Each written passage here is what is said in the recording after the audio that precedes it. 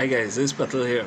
Thanks for tuning in. Alright, so sometimes life have a way of breaking it right down to nothing, and it take a lot of you mentally. You gotta have mental strength to really pull yourself out of that and build yourself back up. When I was working at CPI now as the assistant commercial manager. And I mean, the job was cool. Everything was going on, a little product development, a little bit of marketing, that kind of stuff. But at the heart of it, the company really didn't have any. I didn't see the company, because of the structure of the company, like any way for me to grow in the company. And something after about a year, like expressed that to my manager, and he kind of agreed. And well, he had recommended me for an interview for a job at Carib.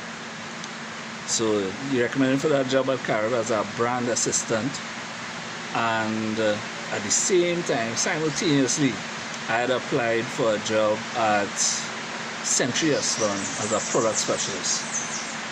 So almost within the same period, I was going to 2 interviews. Well, the first interviews, Century Salon had a whole interview process, psychometric analysis, and I had to do homework. I had to write a marketing plan or sales plan to launch a product, real work to get a little work, and but I ended up doing, and I ended up being selected as one of the candidates for the job. So I got through with that job, and simultaneously, I went to the interview. I mean, this is what happened like in a couple of weeks. I went to the interview at Carib for the brand assistant. In that interview, boss man took out a paperclip. The Israel Wolf of Wall Street kind of madness. Man gave me a paperclip and say, I see on your resume, you're right, you're creative and whatever. So you give me the paperclip and you say, give me 10 ways you could use this paperclip. And I end up doing, it take me a little time, but I scrape through a 10, all kind of thing, picture holder, all kind of stuff, hang it in the ceiling for balloons, all those kind of things, that's normal stuff. Anyway, so after giving him that, then he kind of stopped the interview and he said, honestly, people, I think you're overqualified for this work. I said, nigga, me when I hear that, I just looking for a job to move to get in, fit in where I could get in. So when he said that, he actually told me he wanted me to come back to interview for another job, which is the promotions manager. So I come now, and the following week I was to come back for the interview with the promotion manager. On my way to the interview, I'm driving up the road, a big truck passed me. I had a little Suzuki Jimny. Passed me, and a stone fly shattered my whole windscreen.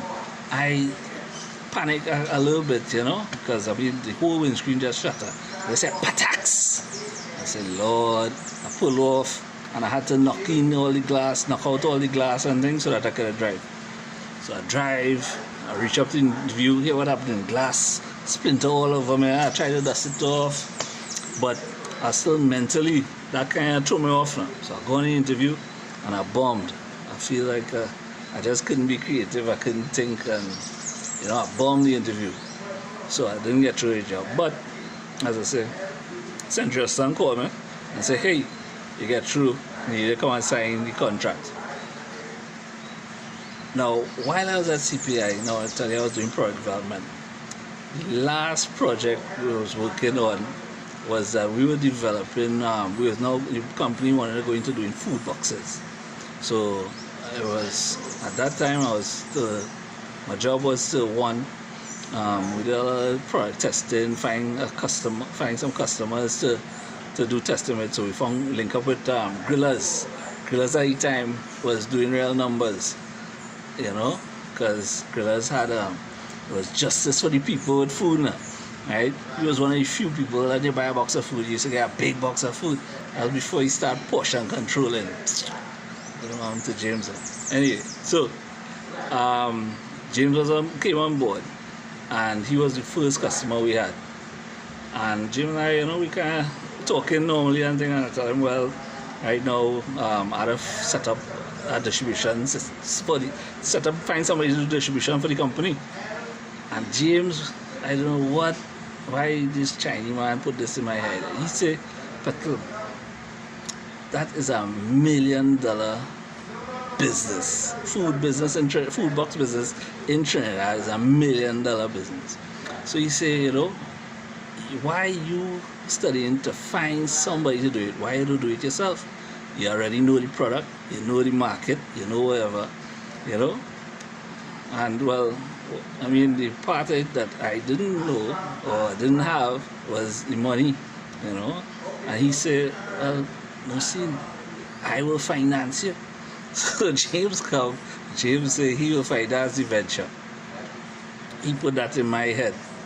And literally, I had a week to go and sign the contract, and I decided within that week that I was going to go and work for anybody, and I was going to jump out. So as I decided to do that, now I already quit CPI. I already leave the work because I was going to start the other work in about a week's time. So I already give them notice, a 30 days notice. So I already give them notice, and time ticking down. When I come now, I turn and I have to go back to the boss, and I tell my boss, hey, what happened? Rather than looking for somebody, I'll take over doing distribution for the boxes. And he was cool. He ran it by the CEO. The CEO was cool. Everything seemed cool. So right. So I called Century Aston, hey, I'm not taking the job again. But hang up. Come now. CPI, well, because I'm not taking the other job again, I tell them, well, I'm unemployed, I'm scratching at home doing nothing. I would have been home doing nothing. And they decided, here what, we still had some little work to do on the project. So they gave me a 3 months contract while they're doing that work, which is cool, I mean, that 3 months, I just did basically going through the motions. I just waited.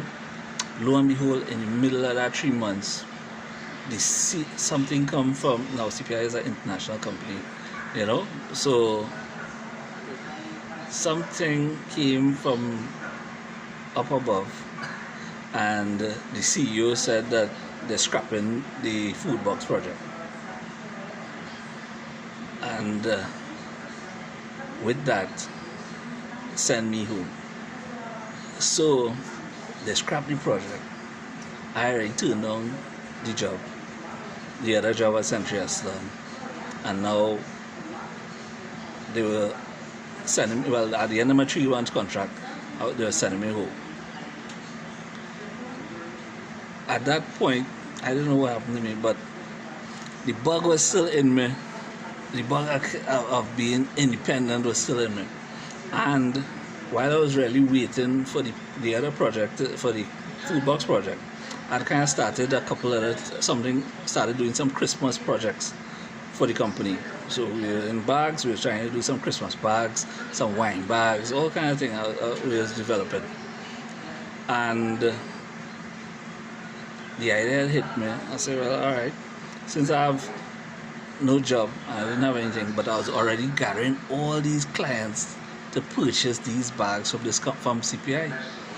And I went and I told my boss, hey, what I'll do, since my contract going to end, it was like a month again or a couple of weeks again, I asked him if it's okay with him if I took those customers that I was lining up and just service them outside the company, privately.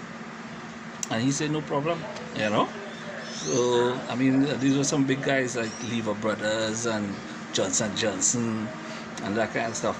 And I ended up going to them privately and selling them the same bags. Right? So I would buy the bags from CPI and sell to them. Then in between, I started doing I found a printer. Because people started asking me, all the time people ask me, they wanted printed bags, but they didn't want to order. CPI was 3,000 bags they had to order. So I found a printer that was able to print for me, and they would do we was doing 250 bags minimum. So that is how we started. That is how Bags Etc. really started. That I found a printer. I couldn't print. I found a graphics man, and my whole job was to hit the beat and get customers. So guys, just to say that,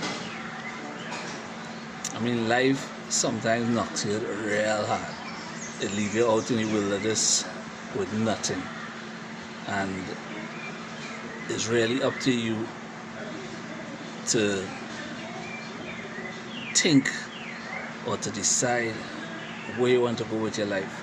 Because honestly, I mean, yes, I could rock back home a little bit and probably go and apply for another job, but the seed of being self-employed was already planted in my brain, working for myself, and that never went away. That is when I decided that I knew I wanted to be an entrepreneur, you know. And even though it's really difficult at times, right? It could have been an easier walk of life just being an employee, but it's a decision that I never regret making. So for some of you, as I tell you, the decision to be an entrepreneur,